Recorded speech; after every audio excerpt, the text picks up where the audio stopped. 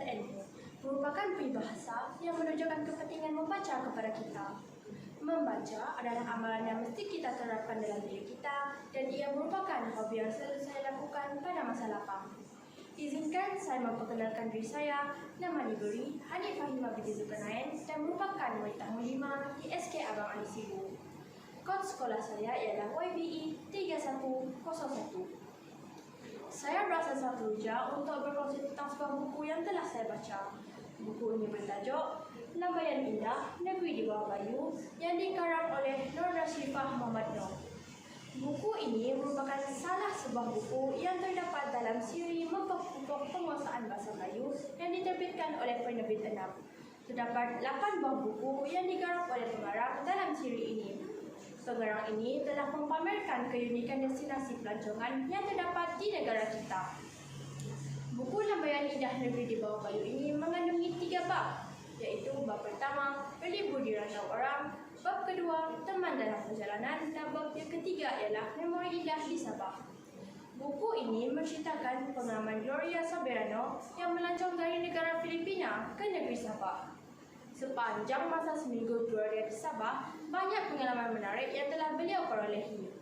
Beliau telah melawat pulau-pulau beranginan di Sabah seperti Taman Pulau Tiga yang terletak di Teluk Kimanis. Taman Pulau Tiga sangat cantik dengan kepelbagaian flora dan fauna yang menyimpan rahsia alam seperti hutan dara yang belum tercemar, pantai yang cantik dan pelbagai spesies endemik di Kepulauan Borneo. Dalam buku ini juga, penulis menceritakan pengalaman Gloria yang dibawa ke kawasan penempatan dan tempat bersejarah di negeri Sabah. Beliau juga berkesempatan untuk menikmati kepelbagaian makanan tempatan seperti laksa Sabah dan amplang. Semasa dalam perjalanan pulang ke Filipina, Gloria gembira dapat berjumpa dengan rakan baru yang baik hati. Mereka berkongsi cerita tentang pengalaman indah yang mereka alami sepanjang melancong di Malaysia. Gloria turut berkongsi pengalaman bersama ahli keluarganya setelah kembali ke pangkuan keluarganya di Filipina. Pengalaman melancong ke Sabah merupakan antara memori terindah dalam hidup Gloria. Antara kekuatan buku ini ialah pelbagai informasi tentang sesuatu destinasi yang menarik telah diselipkan oleh penulis di dalam buku ini. Informasi yang diberikan sangat membantu pembaca untuk meningkatkan pengetahuan tempat-tempat yang menarik di negeri Sabah. Selain itu, penulis menekankan penggunaan bahasa Melayu yang mudah dipahami dan gaya bahasa yang menarik dengan jalan cerita yang pasti menyeronokkan ketika membacanya. Namun, pada pendapat saya, ada sedikit kekurangan yang terdapat dalam buku cerita ini, iaitu grafiknya yang terlalu sedikit.